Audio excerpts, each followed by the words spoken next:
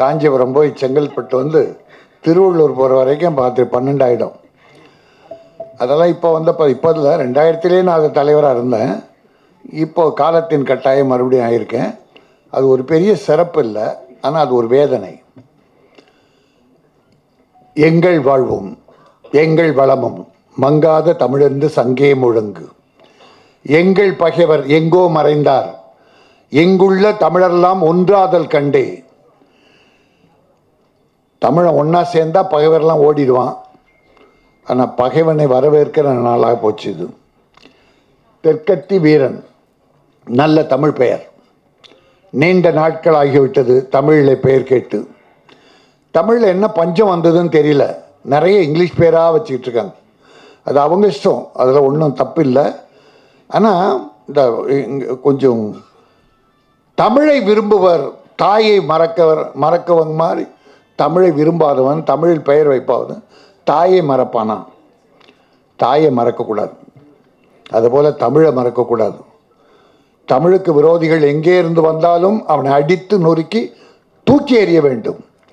தமிழருக்குள்ளே விரோதிகள் இருக்கக்கூடாது.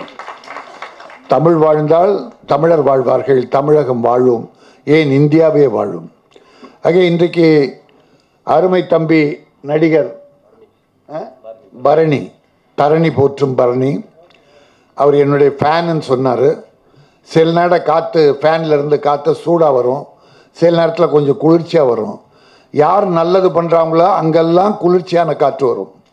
யார் திரையுலகை கெடுப்பதற்கு மறைமுகமாக அல்லது நேரடியாக பாடுபடுகிறார்களோ அவர்களுக்கெல்லாம் சூடான காற்று வரும். இல்லை என்றால் மனிதனே இல்லை. தவறு பண்ணுறவங்ககிட்ட சோப் போட்டு 4 காசு வாங்கி சாப்பிடணும் அப்படின்னு நினச்சா அது காசே இல்லை, அது சாப்பிட்றது சாப்பாடே இல்லை.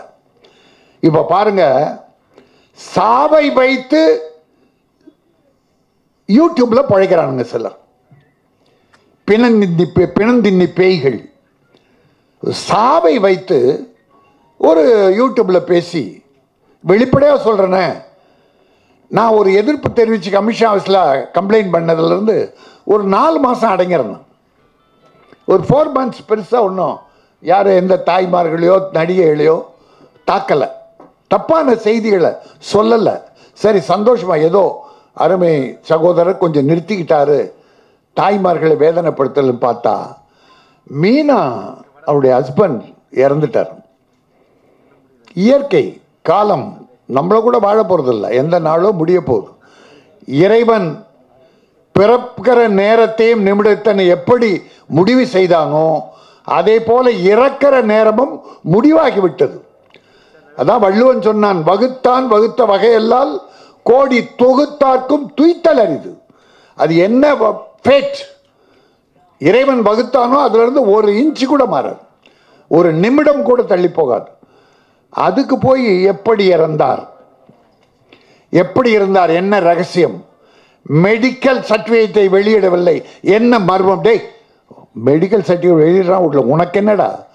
பாவம், அந்த மிகப்பெரிய கலைஞர் அந்த மீனா, ரஜினிகாந்த் படம் சின்ன என்ன அன்புள்ள ரஜினிகாந்த் குழந்தை ஆரம்பித்து பெரிய நடிகையாகி தமிழக மக்களை மகிழ்வித்து தெலுங்கு மலையாளம் எல்லா மொழியும் மிகச்சிறந்த நடிகன் பேர் எடுத்த ஒரு அடக்கமான சகோதரி. நான் எதுக்கு சொல்றேன்னா, அடக்கமான சகோதரி. அது ஆடி இருந்ததுன்னா நான் அப்படி பேச மாட்டேன்.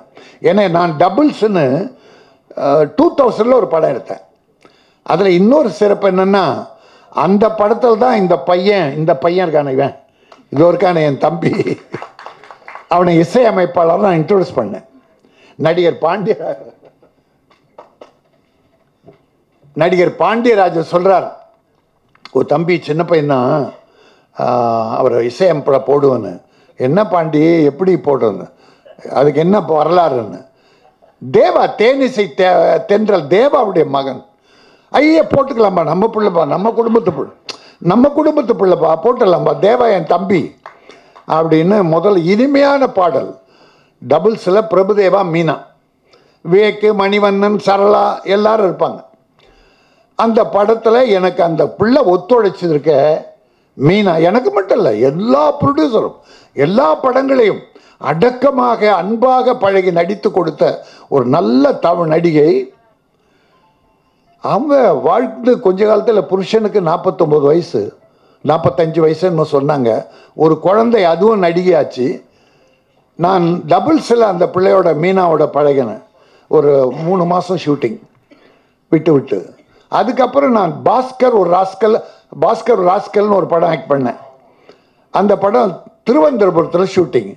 அதில் அரவிந்தசாமி பொண்ணா இந்த பொண்ணு மீனா பொண்ணு நடிச்சது. அப்போ மீனா தான் கூட்டிகிட்டு வர 5 நாள் அந்த ஷூட்டிங்கில் இருந்தேன். இந்த குழந்தையோட மீனா இருந்து அப்போ பழகினேன். அவ்வளோதான். அப்புறம் அந்த பிள்ளையை பார்க்கவே இல்லைண்ணா. இப்போ திடீர்னு ஒரு செய்தி, கணவன் இறந்து விட்டான். பெரிய வயசு, மூதாட்டியம் இல்லை, இடைக்கால வாழ்க்கை இன்னும் தொடர வேண்டிய காலம். அது இருக்கட்டும். அந்த குழந்தைக்கு ஒரு தந்தை இல்லை, மீனாவுக்கு ஒரு கணவன் இல்லை. கலை உலகமே அழுகிறது. நல்ல பிள்ளை. அதை ஒருத்த மட்டும் இதை வச்சு வியாபாரம் பண்ண. அந்த மெடிக்கல் சர்டிஃபிகேட்டை ஏன் தெளியிடவில்லை? உனக்கு என்னடா, உனக்கு என்ன, அடக்க மாட்ட? நல்லதில்லை. அடுத்தவங்க சாவில் போய் பிணம் வியாபாரம் பண்ணாத, பணம் வேணுன்றதுக்காக. எச்சரிக்கையாக சொல்கிறேன். பிளட்டி என்னமோ இந்த நேரத்தில் வந்துருச்சு. ஏன்னா என் ப்ரொடியூசர், எங்கள் ஃபங்க்ஷன் இது. ஏன்னா தவறு செய்கிறவங்களை விடக்கூடாதுங்க. நான் காவல்துறை கமிஷனரை நான் வேண்டி கேட்டுக்கொள்கிறேன். நான் கமிஷன் ஆஃபீஸில் கம்ப்ளைண்ட் பண்ணுறேன்.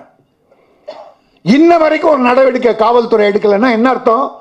இப்படிப்பட்ட கெட்டவன் அடுத்தவன் பொம்பளைங்களை, நடிகைகளை, அடுத்தவன் மனைவி நீ பாட்டு பேசிக்கிட்டே இரு. நாங்கள் நடவடிக்கை மட்டும் இன்னும் பேசுவான். பணத்துக்காக என்ன ஒன்றா பேசுவான். இப்போ நான் அதையெல்லாம் கண்டிக்கிறேன். எல்லாரும் கண்டிக்க முடியாது. ஏன் இதோ ஜாக்குவார் தங்க இந்த மேடையில் தான் அடித்து பேசினார் ஒரு முறை. அவனை தான் பேசினார், வாடான்னார் இந்த மேடையில். அவர் வாய மூடிட்டாரு. எவனாயிருந்தாலும் சரி, தாய்மார்களையும் நல்லவர்களையும் புண்படுத்துவது மிகப்பெரிய பாவம் என்பதை எச்சரிக்கையாக சொல்லுகிறேன். இந்த படம் மிகச்சிறப்பாக எடுக்கப்பட்டிருக்கிறது. எடிட்டிங் பார்த்தோம். அந்த தம்பி எடிட்டிங் பிரமாதமாக பண்ணியிருக்கார். மியூசிக் என் தம்பி ஸ்ரீகாந்த் தேவா அருமையாக பண்ணியிருக்கான். நம்ம ஹீரோவும் இயக்குனரும் கதாசிரியரும் தயாரிப்பாளரும் எல்லாவற்றுக்கும் சொந்தக்காரன் என் தம்பி ஷாரத் சிறப்பாக பண்ணியிருக்கார், சிறப்பாக நடித்திருக்கிறார். அந்த நடிகையை பார்க்கலான்னு நான் வந்தேன். என்னடா சரி, இல்லை அது இருக்கிற இடம் சொல்லுங்க, நான் போய் பார்க்குறேன். எனக்கு ஒரே ஆர்வமாக இருக்குது, துடிக்குது. ஆனால் இந்த அம்மா இங்கே இல்லை, வாயன் இல்லை. எப்படி இது என்ன பார்த்து பயப்படுது? ஏறக்குறைய 50% அதை மாதிரி தான் இருக்குது. அதனால் நான் முதல்ல நினச்சேன் இதான் ஹீரோயினி போல் இருக்குன்னு. அதுலேருந்து நீ ஹீரோயினாக நடிக்கலாம், கொஞ்சம் தள்ளி பின்னால் நெல். அதை அவனா ஒருத்தர் எடுத்து போட்டுருவான், பக்கத்தில் என்றார் அப்படின்னு. அதே பொழப்பு சிலருக்கு. இன்னொரு YouTube sir, Bhagyaraj sir, T Rajendar ஒரு 5 பிளாக்கில் 3 சரி பண்ணுறாங்க. இன்னொரு போகும்போது ஏதோ ஒரு இடத்துல பிளட் வருது சார். அப்போ பொண்டாட்டி எல்லாரும் துடிச்சு, ஏன்னா சகலகலா வல்லவன் சார் தமிழ்நாட்டில். அவன் சாதனைகள் மிக பெரிது சார். அந்த இயக்கத்துக்கு ஆளே கிடையாது சார். 13 டெக்னீஷியன், 13 வித்தை தெரிந்தவர் டி ராஜேந்தர். செல்லப்பிள்ளை.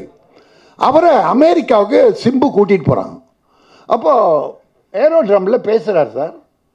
ஏரோட்ரமில் பேசுகிறார். நல்ல தெம்பாக இருந்தது. எங்கிட்டையும் நான் வெற்றி பெற்ற உடனே 2 டைம், ஏன்னா முன்னால் சங்க தலைவர் அவர், என் சங்கத்துக்கு அவர் முன்னாள் தலைவர். இப்போ நான் அவர் இல்லாததால் நான் தேர்ந்தெடுக்கப்பட்டிருக்கேன். அவர் ஃப்ளைட் ஏறி போன அரை மணி நேரத்தில் ஒரு செய்தி யூடியூப்பில் வருது சார். நான் பார்த்தேன், இறந்து விட்டார்னு. டேய், இது இந்த பெயில்வானை விட மோசமாக இருக்கடாது. இந்த பெயில்வான் சொல்கிற ரங்கநாதருக்கு அதை விட மோசம் இருக்குது சார். இறந்துட்டாருவான் சார். அப்போ தான் சார் ஃப்ளைட் இருக்குது. இது என்ன பொழப்பு? இப்படியா பணம் சம்பாதிக்கிறது? டே, அதை மாதிரி வீட்டில் கெட்டு போயிடுறா, வீடு பாழாக போயிடும். அந்த பணம்லாம் நமக்கு வேணாம். இப்போ எடுத்து கோடி கோடியாக சேர்த்து வச்சுருக்கேன். என்ன பண்ணிகிட்டு இருக்கான்னு நினைக்கிறேன்.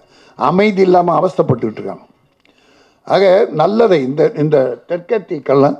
எனக்கு இன்னொரு மகிழ்ச்சி என்னென்னா, திருப்பதி வீரன் தமிழ் பெயர் வைத்த அந்த தம்பியை நான் பாராட்டுகிறேன்.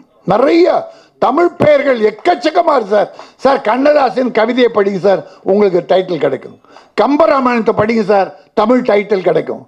எவ்வளோ தமிழ் டைட்டில். திருக்குறள் எடுங்க சார், வள்ளலார் எழுதிய புத்தகங்களை படிங்க சார், அற்புதமான டைட்டில் கிடைக்கும்.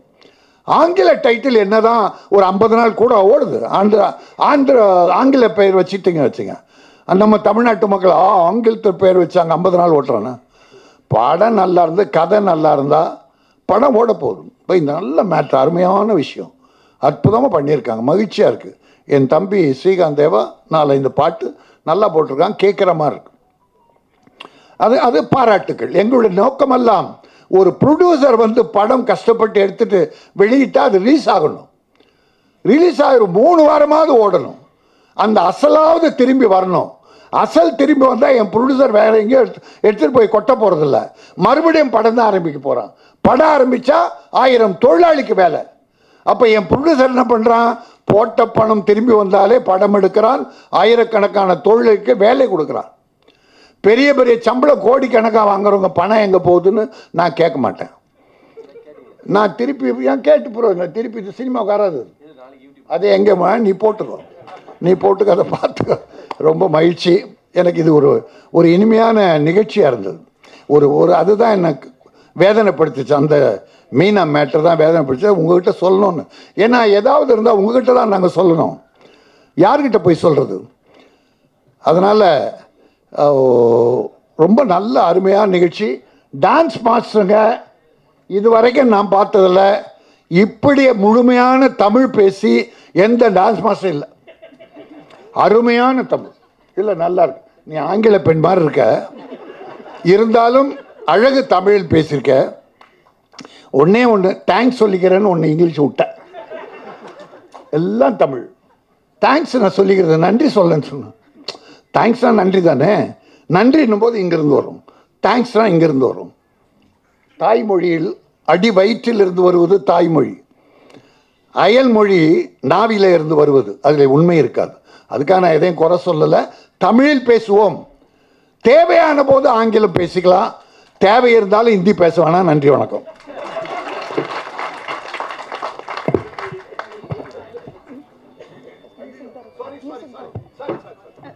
இல்லை மன்னிக்கணும். முதல் காரியம் நான் என்ன பண்ண, டென்ஷனில் கொஞ்சம் எனக்கு இந்த மீனா மேட்ரு உறுத்திக்கிட்டு இருந்ததால் கொஞ்சம் டென்ஷனில் விட்டுட்டேன்.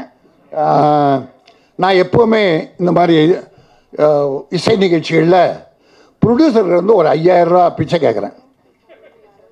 வாங்கி என் ஏழை தாய்மார்கள் கஷ்டப்படுறாங்க, காய்கறி விற்கிறது, குழந்தைகளை படிக்க வைக்க முடியாமல், அந்த அவர் பணத்தை வாங்கி அந்த தாய்மார்களுக்கு கொடுக்குறேன்.